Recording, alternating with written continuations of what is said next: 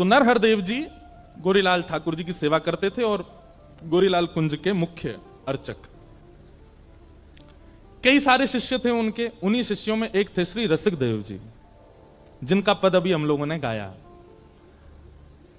तो नरहर देव जी के मन में आता तो था कि मैं गोरीलाल ठाकुर जी की सेवा रसिक देव को दे दूं, लेकिन उनके मन में आया कि पहले परीक्षा ले लूं, ये वास्तव में योग्य है कि नहीं सेवा के। बहुत सुंदर लीला है। तो नरहर देव जी ने क्या किया, अपने दूसरे शिष्य को बुलाया और कई 2-3 शिष्यों को बुला करके कहा, बोले सुनो, कल से तुम लोगों को एक अभिनय करना। अभिनय मतलब नाटक। कैसा नाटक? बोले जबरदस्ती की शिकायतें लेके आनी है रसिक देव की मेरे पास। कभी अपना कोई वस्त्र फाड़ देना और मुझसे आके शिकायत करना, रसिक देव जी ने फाड़ दिया। कभी कोई सामग्री गिरा देना, कह देना रसिक देव जी ने। तो सब बोले गुरुजी ऐसा क्यों? बोले जैसा हम कह रहे हैं वैसा करो, हमको परीक्षा लेनी है रसिक देव की। और दूसरे दिन बेचारे रसिक देव जी तो बड़े सीधे थे, बहुत सौम्य, बहुत सरल सीधा स्वभाव उनका। लेकिन गुरुदेव परीक्षा लेने पर आए और वो भी बिल्कुल फेंट कस के आए कि ऐसी परीक्षा लूंगा, देखो भाग्य बनाइए कि ठाकुर जी की सेवा आपको सरलता में प्राप्त हो गई। किसी काल में गुरुदेव इतनी परीक्षाएं लेकर के ठाकुर सेवा देते थे। आजकल तो दीक्षा भी बहुत जल्दी मिल जाती है। गुरुदेव के पास गए, हमको आपसे दीक्षा लेनी है, गुरुजी भी तैयारी बैठे, आओ ले जाओ। कल रात्रि हम एक घर पर गए तो वहां हमने एक बात कही कि पढ़ाई पूरी करके डिग्री ली जाती है कि डिग्री पहले लेके पढ़ाई की जाती है? बताओ। पढ़ाई पहले की जाती है ना। इसलिए पहले सत्संग खूब करो, जीवन में खूब श्रवण करो, खूब संत जनों की सेवा करो, खूब वृंदावन की सेवा करो, और उसके बाद जब तुमको लगे कि हां अब हम थोड़े पवित्र हृदय के हैं, तब गुरु दीक्षा लो। गुरु जी तो मना करेंगे नहीं, पर आपको विचार करना चाहिए, आप योग्य हो गए क्या? आप गुरु आज्ञा का पालन करने लायक बन चुके हो? तो नरहर देव गुरुदेव ने मन बना लिया कि रसिक देव की हमको परीक्षा लेनी है। और दूसरे दिन वही हुआ। अब कभी एक शिष्य आता, बोले गुरुजी देख लीजिए, रसिक देव जी को समझा लीजिए, इन्होंने जो है हमारा वस्त्र फाड़ दिया। और रसिक देव जी वहीं बैठे थे। और रसिक देव जी बोले मैंने कब फाड़ा? झूठ मत बोलो, तुमने फाड़ दिया, तुमने जोर से खींचा था उठा करके और तभी हमारा वस्त्र फट गया। गुरुदेव देख लीजिए, इनको समझा लीजिए। लेकिन रसिक देव जी का स्वभाव ऐसा था, हो सकता है गलती से हमने कर दिया हो, हम भूल गए, हमने कब किया याद नहीं आया, गुरुदेव क्षमा प्रार्थी हैं, अब नहीं करेंगे। अब यहां गुरु दोनों बात कर रहे हैं, परीक्षा भी ले रहे हैं और शिष्यों को बता भी रहे हैं। उसकी सहनशीलता देखो। हम होते तो क्या करते? FIR दर्ज करवायाते दूसरे चेला के नाम, मुंह पे झूठा आरोप लगावे। और आजकल तो एक नया ट्रेंड चला, आजकल नहीं, चल तो बहुत समय से रहा है, भगवान की कसम तो यहीं धरी रहती जीप पे आगे। किसी की कसम खिवा लो, भगवान तो बेचारे थर-थर कांपते रहे, मेरी मत खा लियो भैया।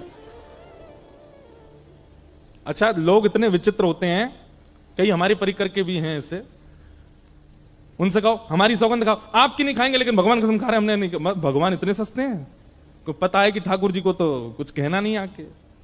लेकिन एक बात बताते हैं हम आपको, व्यास मंच पर बैठ करके कह रहे हैं, ये कसमों से होता तो होगा ही कुछ ना कुछ, पर ठाकुर जी की कसम यदि आप खाते हो, भले ही आप कितने भी सत्य हो, आप ठाकुर जी की कसम यदि खाते हो तो आपका प्रारंभ से लेकर अब तक जितना भजन साधन हुआ सब नष्ट हो जाएगा।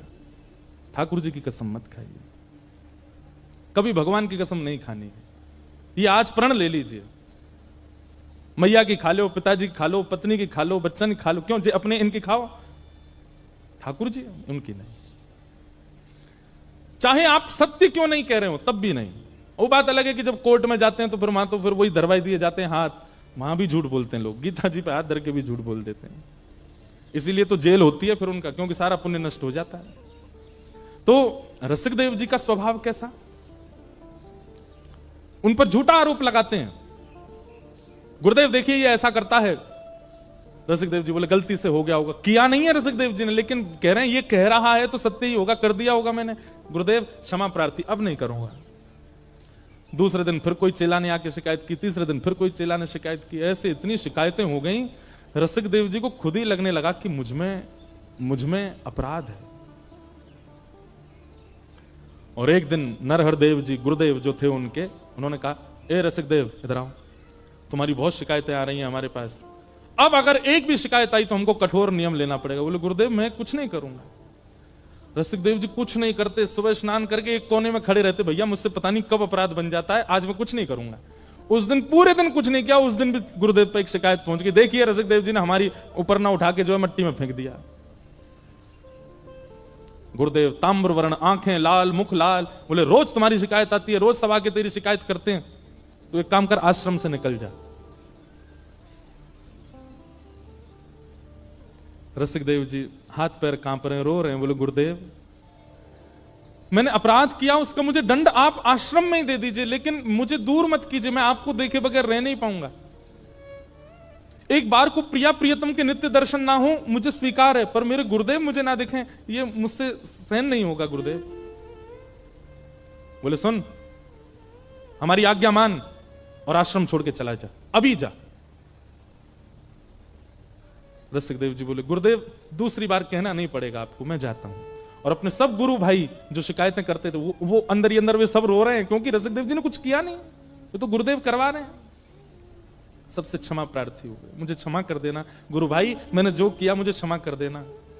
और अपने गुरुदेव की चरण रज को लेकर के एक पोटली में और आश्रम को प्रणाम करके, गुरुलाल जी को प्रणाम करके निकल गए। और यमुना तट पर जाकर के इतना रोए, इतना विरह व्याकुल, अपने हृदय पर हाथ रख करके बस रुदन करते रहते हैं। एक दिन, 2 दिन, 3 दिन बीत गए, भोजन अन्न जल कुछ ग्रहण नहीं किया।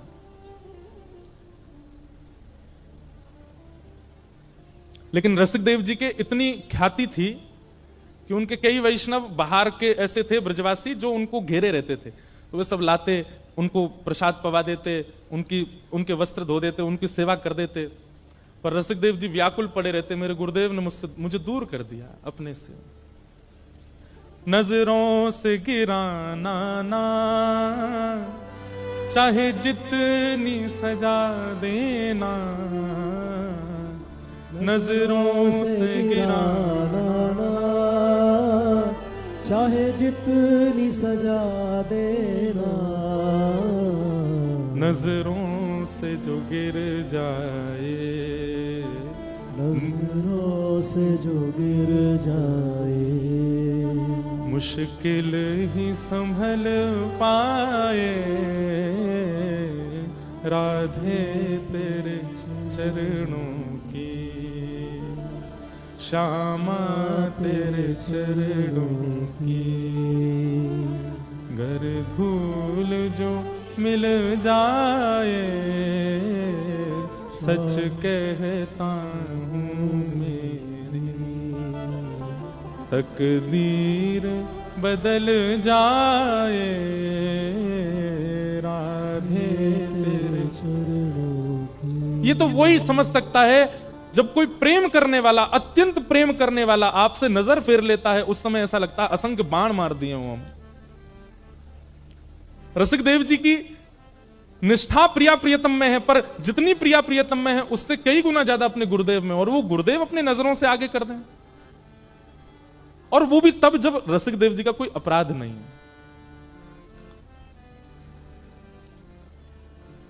चले गए वृंदावन तट, यमुना तट पर बैठे हैं। कुछ दिन लगे उनको ठीक होने में, संभलने में। कुछ दिन बाद संभल गए, वृंदावन की परिक्रमा करते, रच का तिलक करते, यमुना जी को प्रणाम करते, अपना भजन करते, गुरुदेव का मानसी चिंतन करते, मन में चिंतन करते। लेकिन एक दिन इतनी व्याकुलता बढ़ गई, बिना गुरुदेव को देखे महीनों निकल गए हैं। तब उन्होंने अपने एक साथी को बुलाया और कहा सुनो, बोले एक सेवा करोगे? बोले क्या?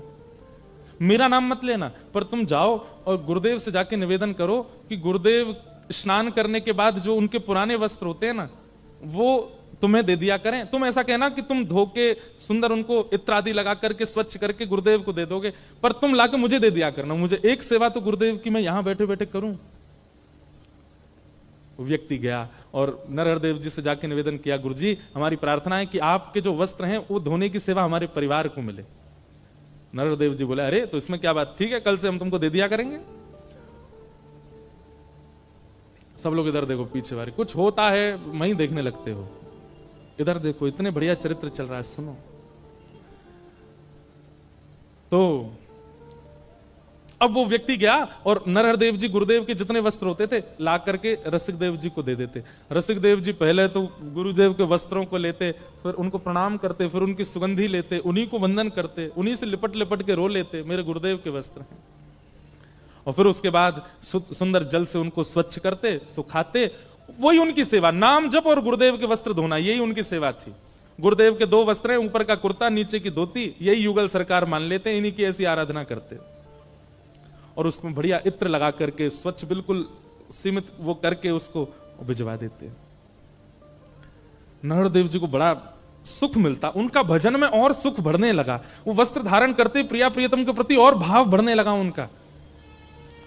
जब अपना भाव बढ़ता देखा ठाकुर जी के प्रति, 2-4 दिन में उनको लगा इतना प्रेम पिछले बीते सालों में मुझे ठाकुर जी से नहीं हुआ, ये जब से ये वस्त्र धोके लाने लगा मेरा प्रेम ऐसा अटूट हो गया ठाकुर जी से। एक दिन उसको बुलाया, बोले इधर आ, वस्त्र तू ही धोता है? जी गुरुदेव। झूठ मत बोलना, अगर तैने झूठ बोला तो मैं श्राप तो नहीं दूंगा, लेकिन गुरुदेव के सामने झूठ बोलेगा तेरा भजन नष्ट हो जाएगा। वो घबरा गया, बोले गुरुदेव मैं नहीं धोता हूं, क्षमा, दृष्टता क्षमा करें। आपके परम रसिक शिष्य श्री रसिक देव जी वो यमुना तट पर बैठे, आपने उनको दूर कर दिया गुरुदेव, वो बहुत रोते हैं आपकी व्याकुलता में, वो आपके वस्त्र धोते हैं, मैं आपसे वस्त्र लेके वहां चला जाता हूं, वो धोते हैं, वो आपके युगल वस्त्रों को युगल मान करके पूजा करते हैं, सेवा करते हैं, इत्र लगाते हैं, धोते हैं, सुखाते, फिर भेजते हैं। नरहर देव जी के नेत्र बंद हो गए, नेत्रों में आंसू आ रहे हैं, क्योंकि इतना प्रेम ठाकुर जी के प्रति किसी सामान्य की सेवा से नहीं हो सकता। शिष्य की सेवा से भी गुरु का प्रेम बढ़ता है। लोग कहते हैं गुरु पहलवान, गुरु मेहरबान तो चेला पहलवान, पर कभी कभी चेला पहलवान हो ना तो गुरु पर भी ठाकुर मेहरबान होते हैं। शिष्य अपना शिष्यत्व देखे। लेकिन नरहरदास जी ने अपने चेहरे, अभी परीक्षा पूरी नहीं हुई और महाराज उतार करके वस्त्र उसके मुंह पर मार दिए। बोले सुन, लेकर के जा और उसके मुंह पर मार करके बोलियो अभी तो आश्रम से निकलना मेरी आज्ञा है, वृंदावन छोड़ के चला जाए, छोड़ दे वृंदावन। वो घबरा गया, बोले गुरुदेव ऐसा मत। बोले नहीं तो तुझे भी निकाल दूंगा, जाकर के कह दे उसको वृंदावन छोड़ के चला जाए। परीक्षा की पराकाष्ठा। एक बात तो स्पष्ट हो गई भैया इस भक्त चरित्र में कि बिन परीक्षा प्रेम लक्षण चित्त में प्रकट होगा नहीं। और हम परीक्षाओं से डरते हैं, हम परीक्षाओं से भागते हैं, परीक्षाओं से बचते हैं।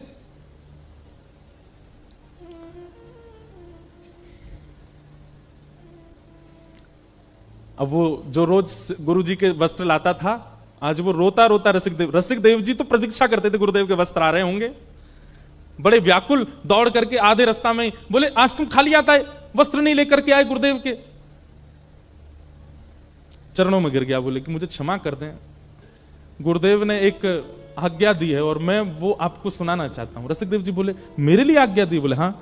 बोले क्या आज्ञा? बोले गुरुदेव कह रहे हैं कि आप वृंदावन छोड़ के चले जाओ। उन्हें पता चल गया कि आप सेवा कर रहे हैं वस्त्रों की, इसलिए गुरुदेव ने आज्ञा दी है कि आप वृंदावन छोड़ के चले जाओ। सुनते ही रसिक देव जी के नेत्र सजल हो गए। विचार कर रहे हैं ऐसा अपराध मैंने क्या किया, आश्रम से निकाल दिया, वृंदावन से भी दूर। अरे गुरुदेव के अलावा ये वृंदावन ही तो था, ये लता गुल्म पत्र यमुना जी और ये रज ही तो थी जिससे मेरे प्राण बच रहे थे, अब इससे दूर कैसे जाऊं? लेकिन गुरु की आज्ञा है। जो उनकी थोड़ी बहुत सामग्री थी उठा करके अपने कंधे पर टांग करके श्री रसिक देव जी वृंदावन छोड़ के चले गए। और वृंदावन छोड़ करके अब मथुरा में रहने लगे, कम से कम ब्रज में तो रहूं। अब फिर वही हुआ, महीनों तक तो उनको लगा ठीक होने में, महीनों बाद जब रसिक देव जी ठीक हुए, थोड़े व्यवस्थित हुए, गुरुदेव की याद आने लगे। बंधु सुनने में आपको थोड़ा अटपटी नहीं लग रही कथा? क्योंकि हमारा स्वभाव ऐसा है ही नहीं। इतनी नकारताएं अगर हम अपने जीवन में देख लें, हम तो त्याग ही कर देते हैं। अरे गुरुजी लो अपनी कंठी माला धरो।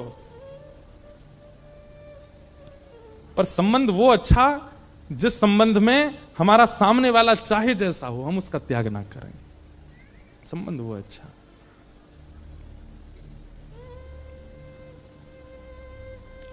रसिकदेव जी मथुरा में रहने लगे।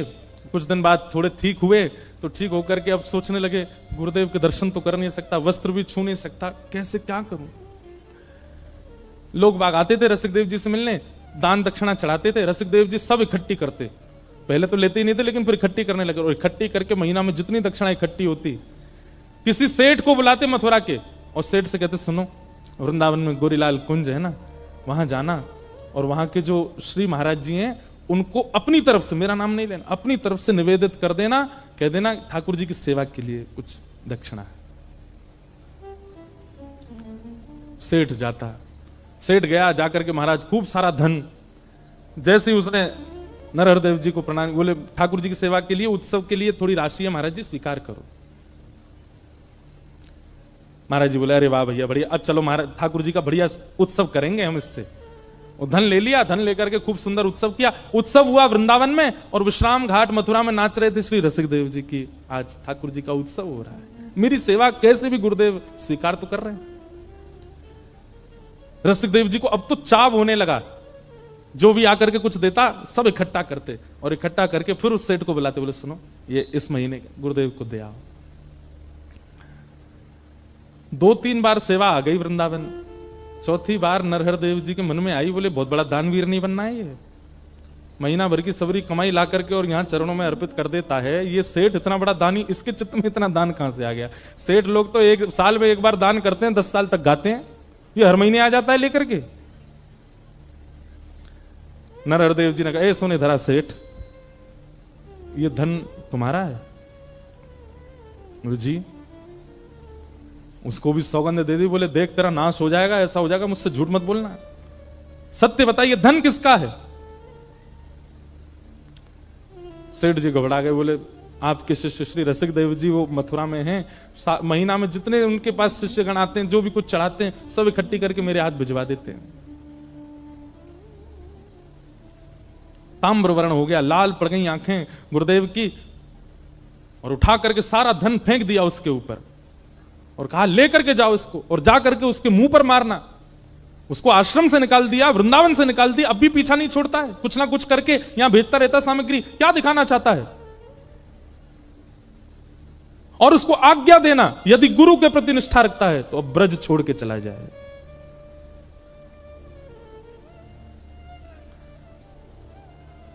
सेठ जी वापस गए और रसिकदेव जी के चरणों में वह दक्षिणा अर्पित कर दी। बोले कि गुरुदेव बहुत नाराज हो गए, आज उन्हें पता चल गया कि आप सेवा भेजते हैं, और उन्होंने आज्ञा की है कि आज सूर्यास्त होने से पहले पहले ब्रज छोड़ के चले जाओ।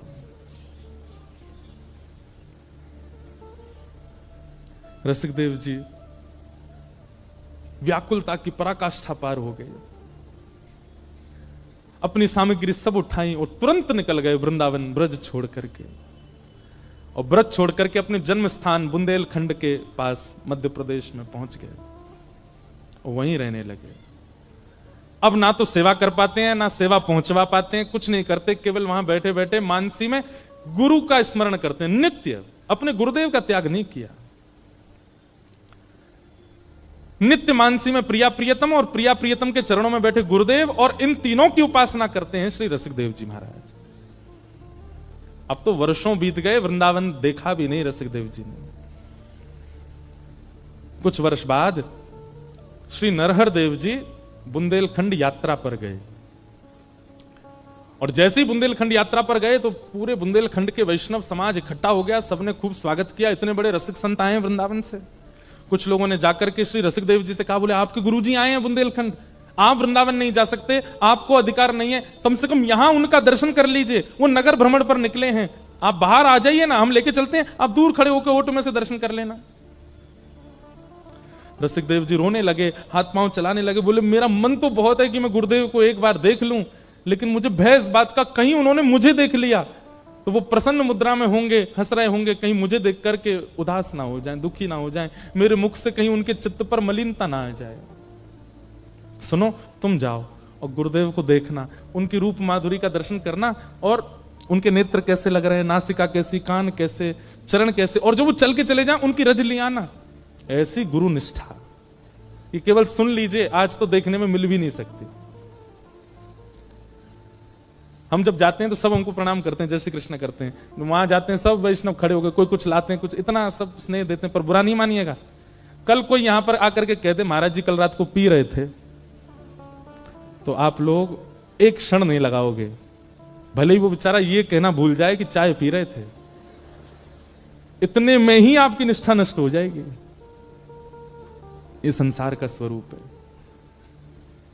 मैं और आप तो आज इस स्थिति में कि हम केवल ये 4 घंटा बैठ के चर्चा कर लें, इतना ही बहुत है। इसके अलावा हमसे कुछ होना नहीं है। हम यहां से जाके भी कुछ गलती करेंगे और यहां आते हैं तब भी कुछ गलत करके ही आते हैं। ये रसिकदेव जी की निष्ठा, ऐसी निष्ठा जीवन में नहीं आ सकती हमारे चित्त में। अपने परिकर से बोलते हैं जाओ गुरुदेव के नेत्र कैसे हैं, गाल कैसे हैं, कान कैसे, नासिका कैसी, और जब वो चल के चले जाए ना, उनकी चरण रज लिया ना, मुझे बताना। परिकर जाता है, आकर के बताता, बोले गुरुदेव के बाल थोड़े से पक गए, गुरुदेव के नेत्र ऐसे हैं, गुरुदेव थोड़े वृद्ध हो गए, धीमे धीमे चलते हैं। सुन करके श्री रसिकदेव जी रोने लगे। रज जैसे ही आई, माथे से लगाई, कंठ पर लगाई, मुख में धारण कर ली, मेरे गुरुदेव के श्री चरणारविंद। चित्त से लगा करके पूरी रात चिंतन करते रहे। अब तो रसिकदेव जी की ऐसी स्थिति हो गई कि रसिकदेव जी अपनी कुटिया में बैठते हैं और नेत्र बंद करके अपने गुरुदेव का स्मरण करते हैं। वहां गुरुदेव के साथ क्या घटना होती है वो रसिकदेव जी को यहां बैठे बैठे दिखने लग जाता है। एक दिन बुंदेलखंड यात्रा पर रात में गुरुदेव स्नान करने के लिए ब्रह्म मुहूर्त में निकले, तो उस समय पे प्रकाश के लिए टॉर्च तो होती नहीं थी, तो दिया हाथ में लेकर के गुरुजी जा रहे थे। हवा जोर की चली, दिया बुझ गया, और दिया जैसे बुझा तो एक वृक्ष की टहनी थोड़ी नीचे थी, वो गुरुदेव के माथे पर लग गई। और जैसी लगी, यहां ब्रह्म मुहूर्त में श्री रसिकदेव जी अपनी कुटिया में रोने लगे और माथा पकड़ करके कहने लगे, अरे कोई जाओ, मेरे गुरुदेव के माथे पर लगी है, अभी अभी एक टहनी लगी है। रसिकदेव जी के परिकर ने उनका हाथ जैसे दूर किया तो चोट लगी गुरुदेव को, पर रक्त निकला श्री रसिकदेव जी के। ऐसी स्थिति। लेकिन लोग जाकर के केवल कहते हैं नरहर देव जी की कैसी निष्ठुरता, इतने में भी रसिकदेव को स्वीकार नहीं कर रहे हैं। किसी ने जाकर के ये घटना सुना दी कि गुरुदेव आपके माथे पर लगी थी कल। बोले तुम्हें कैसे पता, मेरे साथ तो कोई था नहीं। बोले भगवान, आपका एक शिष्य बैठा है यहां से थोड़ी दूरी पर, आपके साथ कुछ भी घटना होती है उसे पता चल जाता है। परसों आपको एक बूढ़ी मैया ने गर्म दूध पिला दिया था, आपका मुख जल गया था। बोले हाँ, जला आपका मुख, छाले पड़े रसिकदेव जी के। बोले उसको स्वीकार कर लो। तुरंत अपना जो साथ में था कुछ भी उठाकर बोले भाग यहां से, उसका नाम मत लेना मेरे सामने आकर के। अब तो रसिकदेव नरहर देव जी के संग रहने वाले जो और शिष्य थे ना, उन सबको लगने लगा हमारे गुरुदेव की बुद्धि को क्या हो गया है। स्वयं कह करके उसकी शिकायतें करवा दी, हम लोगों से झूठी झूठी शिकायतें सुन करके उसको निकाल दिया, आश्रम से निकाला, वृंदावन से निकाला, ब्रज से निकाला, और अब भी उसको स्वीकार नहीं कर रहे हैं। ये चाहते क्या है। और इतने क्रोध में आ गए, रसिकदेव जी का नाम सुनते ही तुरंत शिष्यों से बोला अभी वृंदावन चलो, अब नहीं रहना यहां पर। शिष्यों में से भी कई लोगों ने कहा बोलो गुरुदेव ऐसा स्वभाव आपका पहले तो नहीं था, आप ये किस प्रकार का व्यवहार कर रहे हैं रसिकदेव। बोले मुझे मत सिखाओ, चलो यहां से। बड़े बड़े संतों ने, बड़े बड़े आचार्यों ने, बड़े बड़े भक्तों ने जाकर के नरहर देव जी से कहा कि रसिकदेव को स्वीकार कर लो, पर उन्होंने नहीं किया। ऐसी परीक्षा तो किसी गुरु ने नहीं ली। नरहर देव जी वापस वृंदावन आए और वृंदावन में जैसी गोरीलाल जी की सेवा में पहुंचे, तो अब तक तो और बालक सेवा कर रहे थे, आज जैसे ही आप स्वयं सेवा में गए तो आपने क्या देखा, भीतर विराजमान युगल सरकार प्रिया प्रियतम के नेत्रों से अश्रु गिर रहे हैं। नरहर देव जी ने तुरंत पर्दा किया, चरणों में गिर गए, बोले सरकार जय जय, आप क्यों रुदन कर रहे हैं, सेवा में कोई चूक हो गई, रसोई सिद्ध नहीं हो रही, आपके श्रृंगार में कोई कमी हो रही है, आप क्यों रुदन कर रहे हैं सरकार। प्रिया प्रियतम सचल हो गए उनके सामने और किशोरी जी आज्ञा देकर के कहने लगी, बोले अब हमसे ये देखा नहीं जा रहा है, अब परीक्षा की पराकाष्ठा कर रहे हैं आप।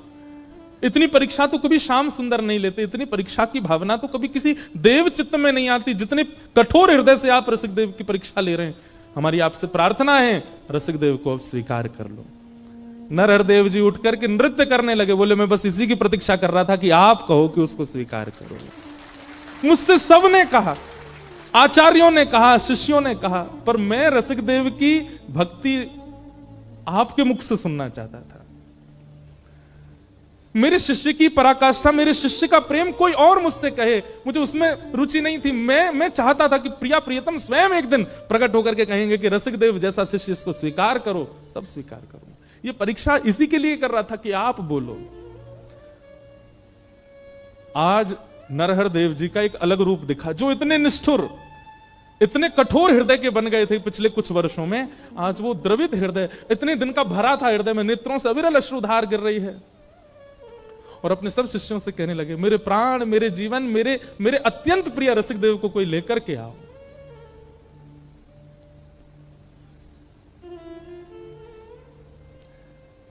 शिष्यों ने जाकर के श्री रसिक देव जी को कहा, बधाई हो गुरु भाई, श्री गुरुदेव आपको वृंदावन बुला रहे हैं।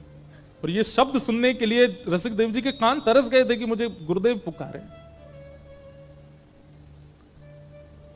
पैदल ही निकल पड़े बुंदेलखंड से, रोते बिलखते श्री रसिक देव जी आए वृंदावन।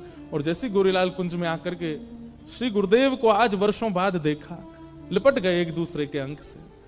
यहां दोनों का मिलन हो रहा है और भीतर प्रेमाश्रु पुलकित हो रहे हैं श्री श्यामा श्याम के नेत्रों से अविरल अश्रुधार। कभी कभी सिर पर हाथ फेरते हैं, कभी हृदय से लगाते हैं, कभी माथे को चूमते हैं। गुरुदेव बोले, रसिक देव तेरी बहुत परीक्षा ली मैंने, लेकिन तेरी निष्ठा की बलिहारी, एक बार भी तेने मन में मेरे प्रति कोई दुर्भाव नहीं रखा। आज अपने जीवन की जमा पूंजी, अपने समस्त रसिक जनों की जमा पूंजी और मेरे प्राण आधार तुझे हम उपहार में देंगे। और रसिक देव का हाथ पकड़ करके श्री गोरीलाल ठाकुर जी के चरणों में रख दिया। बोले, आज से तेरे जीवन यही है, क्योंकि वृंदावन से निकाला मैंने है और वृंदावन बुलाया इन्होंने है। मैं तुझे वृंदावन बुलाऊं ये मुझ तक सीमित होता। गुरु तो कृपा कर देता है, शिष्यों पर बुला लेता है, पर मैं तो चाहता था मेरे रसिक देव को प्रिया प्रियतम बुलाऊं, और इन्होंने कहकर के बुलाया कि रसिक देव को बुलाओ। आज से यही तेरे सर्वस्व। ऐसे श्री रसिक देव वही गाते हैं, भाग्य बनो वृंदावन पायो, भाग्य बनो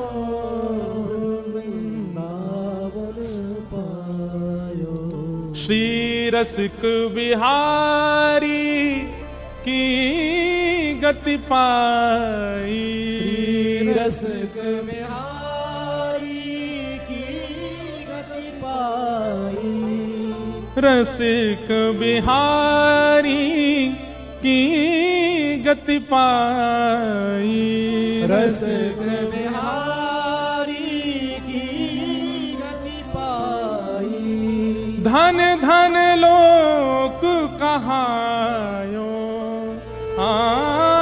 धन धन लोक कहायो, कहायो, भाग्य बड़ो वृंदावन आयो, भाग्य बड़ो वृंदावन पायो।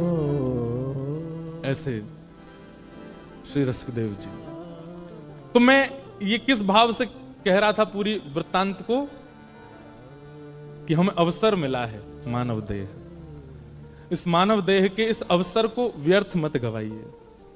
कम से कम इस कथा के बाद एक चीज निश्चय कर लीजिए कि आपसे कुछ ऐसा ना बने जिसकी आपको ग्लानि हो बाद में कि मैंने अपने जीवन में यह कृत्य किया।